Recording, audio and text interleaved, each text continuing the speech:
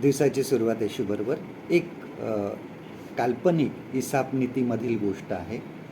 एका जंगलामध्ये एक गाढव राहत असतं आणि ते गाढव जे आहे हे खूप हेकेखोर असतं. हेकेखोर म्हणजे स्वतःचंच म्हणणं बरोबर आहे असं त्यांना वाटायचं आणि ते दाखवण्यासाठी तो इतरांबरोबर सुद्धा भांडत असायचा. म्हणजे जे काही खोटं असेल तरी तो ते खरं मानायचा आणि त्याचप्रमाणे तो इतरांना सुद्धा सांगण्याचा प्रयत्न करायचा. त्याच्यामुळे इतर जे प्राणी असतात हे कोणी त्या गाढवाबरोबर जास्त संबंध ठेवायचे नाही. एक दिवस हे गाढव चरत असताना समोरून एक वाघ येतो आणि वाघ त्या ठिकाणी उभा राहतो आणि तो गाढव त्या हिरवे गवत असते, हिरवळ असते त्या ठिकाणी उभा असतो आणि तो वाघाला सांगतो ते गाढव की गवत जे आहे हे निळं आहे आणि जे गवत असतं हे निळंच असतं.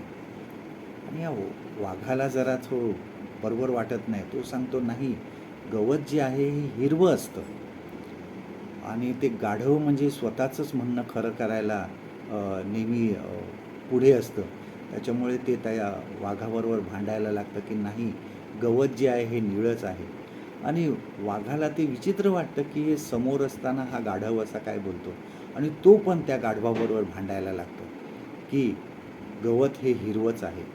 आणि शेवटी त्यांचा वाद खूप मोठा होतो आणि मग ते गाढव सांगतं चला आपण जंगलाचा राजा जो सिंह आहे त्याच्याकडे जाऊ.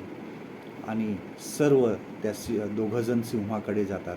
सिंहाच्या भोवती सर्व प्राणी उभे असतात त्या ठिकाणी.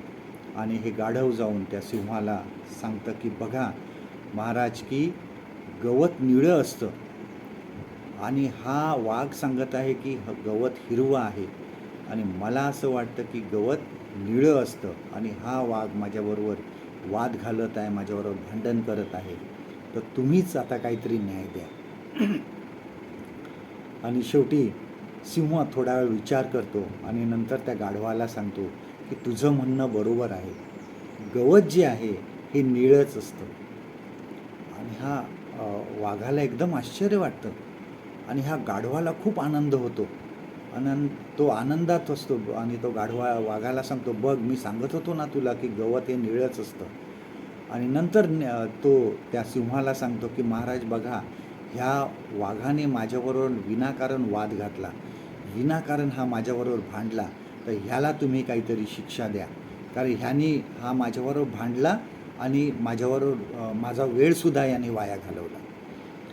आणि सिंह मग सांगतो ठीक आहे आणि वाघाला 5 फटक्यांची शिक्षा सिंह सुनावतो आणि त्या गाढवाला सांगतो तू जा आता इथून. आणि ते गाढव आनंदाने तिथून निघून जातं. आणि हा वाघ खूप संतापतो सुद्धा आणि त्याला धक्कासुद्धा बसलेला असतो. आणि तो सिंहाला सांगतो की तुम्हाला माहीत आहे आणि सर्वांना माहीत आहे की गवत हिरवंच असतं, परंतु तरीसुद्धा तुम्ही सांगितलं की गवत निळं आहे. आणि दुसरी गोष्ट म्हणजे तुम्ही मला शिक्षासुद्धा सुनावली, तर हे का आहे? सिंह त्याला म्हणाला की गवत हे हिरवंच असतं आणि हे सर्वांना माहीत आहे, पण मी तुला शिक्षा ह्यासाठी दिली की तू एका गाढवाबरोबर वाद घातलास, तू एका गाढवाबरोबर भांडण केलंस आणि एका गाढवाबरोबर तू तुझं म्हणणं त्याला पटवून देण्याचं सांगत होता आणि त्यामुळे मी तुला शिक्षा केली.